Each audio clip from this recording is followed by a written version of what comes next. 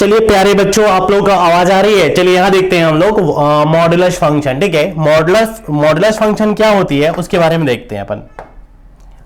ये देखिए modulus function y equals to mod x, इसको रिप्रेजेंट ऐसे करते हैं, है ना। इसका मतलब क्या होता है ना, जब भी आप कुछ ऐसा दिखे, दो सीधी लाइन दिखे और यहाँ इसके अंदर कुछ वैल्यू दिख जाए तो समझिए मॉडुलस फंक्शन है। मॉडुलस फंक्शन का मतलब क्या होता है ना, आपकी आंखों के सामने से कहीं भी इस टाइप से कुछ दिख जाए, ऐसा कुछ दिख जाए तो आप इसका मतलब समझिएगा। देखो मॉड का मतलब होता है ना, अंदर कुछ भी वैल्यू रहे बाहर क्या आएगा, हमेशा पॉजिटिव आएगा।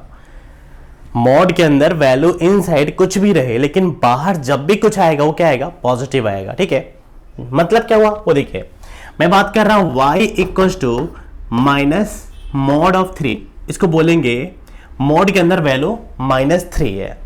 ठीक है, तो इसका वैल्यू क्या आएगा मालूम है, इसका वैल्यू होगा 3।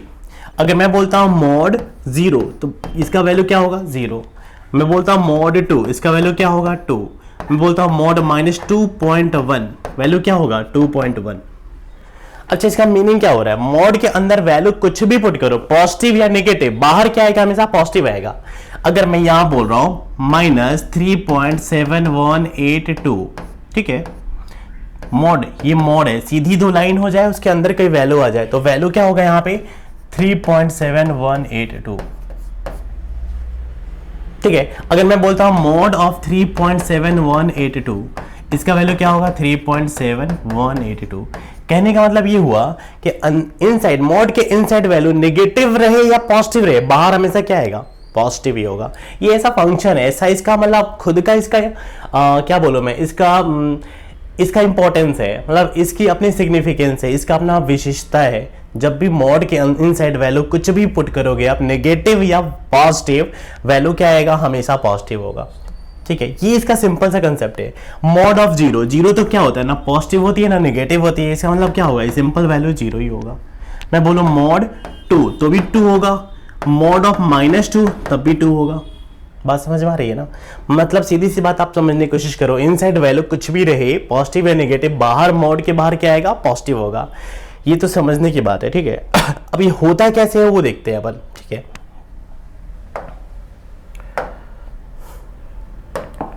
अब देखिए इसका ये होता कैसे है, मैं अगर आपको समझाने की कोशिश करूं कि मॉड ऑफ 2 तो वैल्यू क्या हो रहा है, 2 हो रहा है।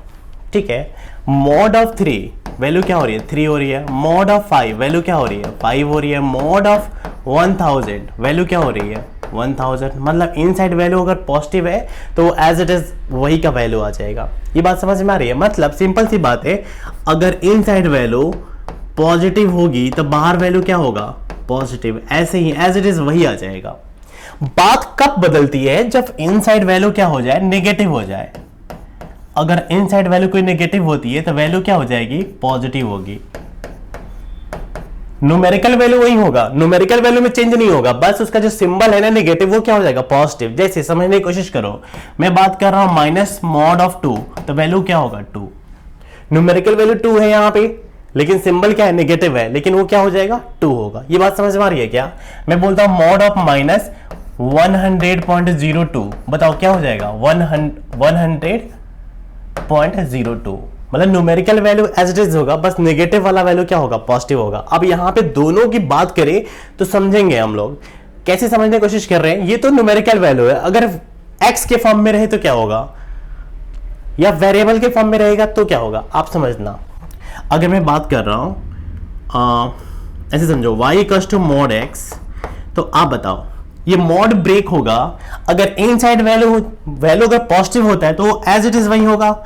अगर मैं इसको बोलता हूं, यहां पे समझने की कोशिश करेंगे आप, अगर मॉड के इनसाइड वैल्यू पॉजिटिव हुआ, यानी पॉजिटिव का मतलब क्या हुआ, ग्रेटर देन 0 हुआ, 0 से बड़ी वैल्यू होगी, तो बताओ ना वैल्यू क्या होता है, 2, 3, 5, 100, 1000, 1, 0.3 कुछ भी पुट करो, मतलब x की वैल्यू अगर पॉजिटिव होगा तो ये मॉड का जो इनसाइड का वैल्यू है वो क्या होगा, एज इट इज वही ओपन होगा।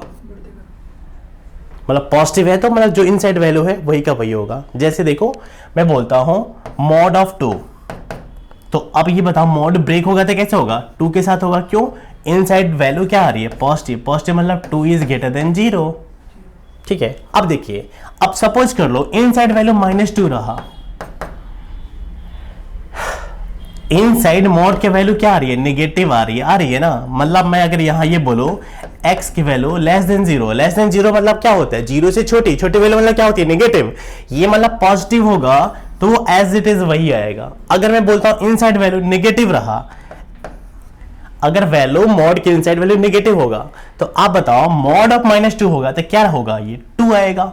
लेकिन ये 2 हो कैसे रहा है, इसके इंटरनली कैसे काम कर रहा है, देखो ये ऐसे ओपन होगा, ये -2 तो हमारा वैल्यू है, ये वैल्यू हमारा क्या है, नेगेटिव है।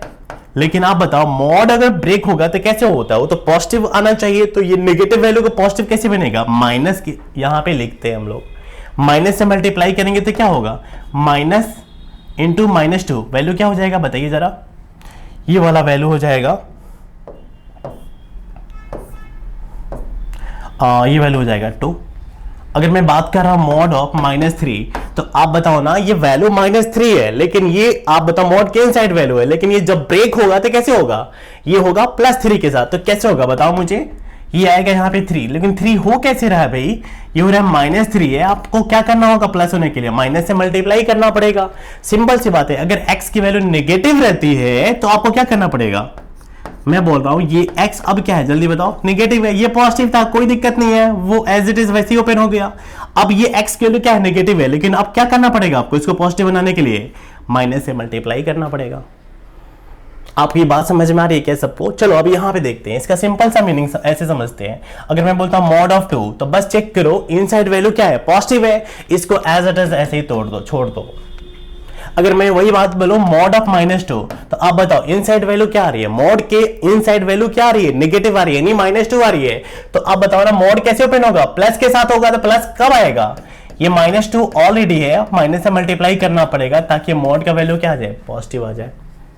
ये बातें क्लियर हो रही है, सिंपल 100 की सीधी एक बात है कि मॉड जब भी आपको कहीं दिख जाए, मॉड के इनसाइड वैल्यू ये वेरिएबल फॉर्म में मैं बता रहा हूं, अगर वैल्यू कुछ भी दिख जाए, अगर प्लस है तो वैसे ही आ जाएगा, नेगेटिव है तो क्या करना पड़ेगा, माइनस से मल्टीप्लाई करना पड़ेगा। क्यों करना पड़ेगा, ताकि इनसाइड वैल्यू क्या है, नेगेटिव है, ताकि माइनस से मल्टीप्लाई करेंगे ताकि पूरी होल वैल्यू क्या हो जाए, ये x जो है ये और ये मिलकर पॉजिटिव हो जाए। ये बातें समझ में आ रही है आप लोगों को। तो ये हमारा हो गया मॉड, क्लियर है, ओके ठीक है। नेक्स्ट चीज देखते हैं हम लोग, नंबर सिस्टम देखते हैं। नंबर सिस्टम,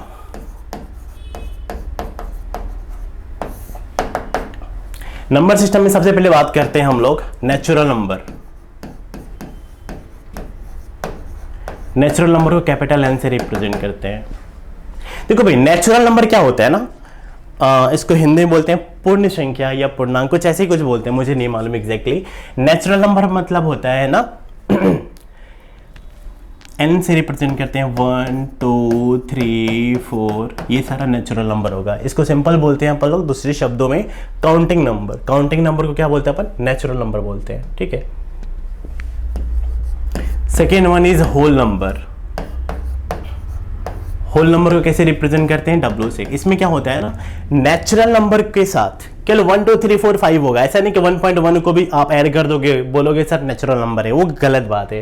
होल नंबर में क्या हो जाएगा, बस इसमें कुछ नहीं, नेचुरल नंबर के साथ 0 इंक्लूड कर दो आप, तो क्या बोलेंगे आप, 0 1 2 3 4 up to dot dot dot, ये सारे नंबर अपन क्या बोलेंगे, इसको होल नंबर, इसको W से रिप्रेजेंट करते हैं। ऑलराइट, थर्ड देखो आप, ये हो गया। इंटीजर देखो, इंटीजर को ना I या Z से रिप्रेजेंट करते हैं। इसमें क्या होता है इंटीजर में, इंटीजर का मतलब होता है ना positive natural number, negative natural number. मतलब आप ऐसे समझो 0 +-1 +-2 +-3, ये सारे नंबर क्या हो जाएंगे आपको,